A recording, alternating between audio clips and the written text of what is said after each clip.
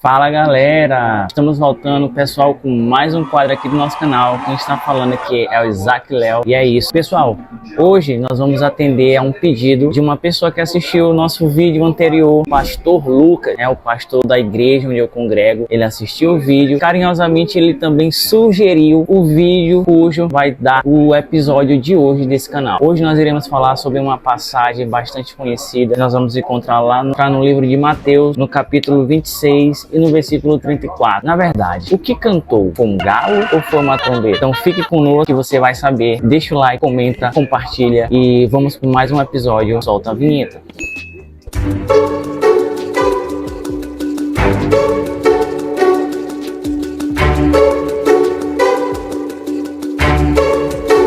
Pois é, pessoal, antes de chegar e falar para vocês o versículo, eu vou falar um pouco do contexto histórico. O que estava acontecendo naquele momento? Era a noite onde Jesus ele ia ser condenado, mesma noite onde Judas traiu ele, onde Pedro negou Jesus 3 vezes, e ali aconteceu algumas coisas onde a gente vai falar sobre esse vídeo de hoje. Então vamos lá. O versículo nós vamos encontrar em Mateus 26, versículo 34, onde diz o seguinte: Respondeu Jesus, asseguro-lhe que ainda esta noite, antes que o galo cante 3 vezes, você me negará. E aqui Jesus está falou para Pedro que antes que o galo cantar, Pedro iria negá-lo 3 vezes, E aí surge muitas dúvidas. Que galo era ele? É o galo animal mesmo que cantou, cocoricó, ou é o som de uma trombeta? Não sei se você já ouviu isso, Mas hoje nós iremos falar sobre isso. E para falar sobre isso, nós precisamos falar sobre um livro, das tradições judaicas da época, Onde tinha muitas tradições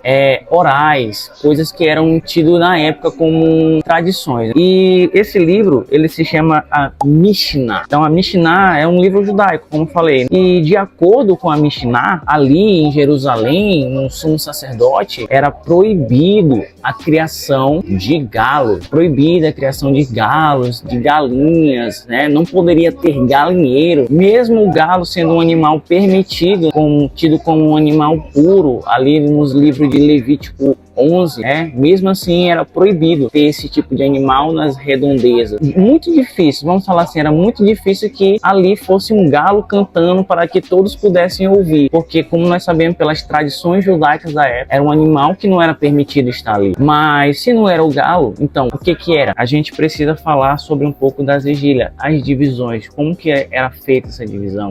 E a vigília da noite, ela era dividida em 4 períodos, onde a primeira vigília ela ia do tempo de 6 horas da tarde até as 9 horas da noite. Essa era a primeira vigília.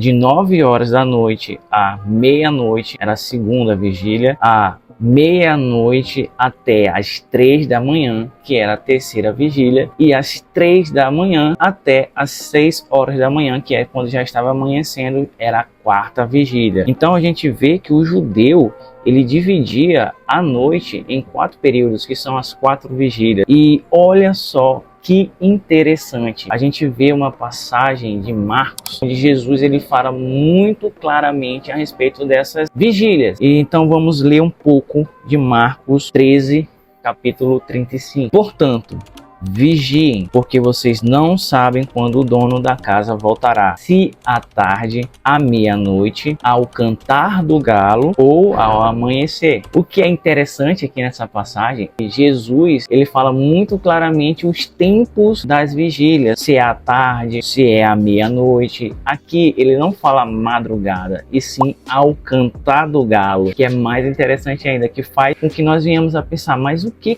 é esse cantar do galo? Para entender isso, precisamos conhecer onde que isso estava acontecendo, Porque lá em Jerusalém existia um lugar que era chamado a Fortaleza de Antônia, onde os soldados romanos eles faziam as suas trocas. Trocas dos soldados elas aconteciam de acordo com as vigílias. A primeira vigília soado uma trombeta que ela tinha um nome de galicínio. Esse galicínio, ele da tradução do latim, ele tanto pode ser como galo mesmo, galo cantando, o canto do galo que era tido por esses soldados, né? Que era as trocas dos soldados durante as vigílias. É por isso que até hoje tem essa dúvida, realmente era um animal ou era o toque de uma trombeta? Eu prefiro acreditar que é a trombeta. Tudo que eu decorri aqui sobre vocês, né? Mas também pode ser um animal, tanto como também pode ser a trombeta. Mas a gente seguindo claramente tudo que foi dito aqui, mediante ao contexto histórico, a livros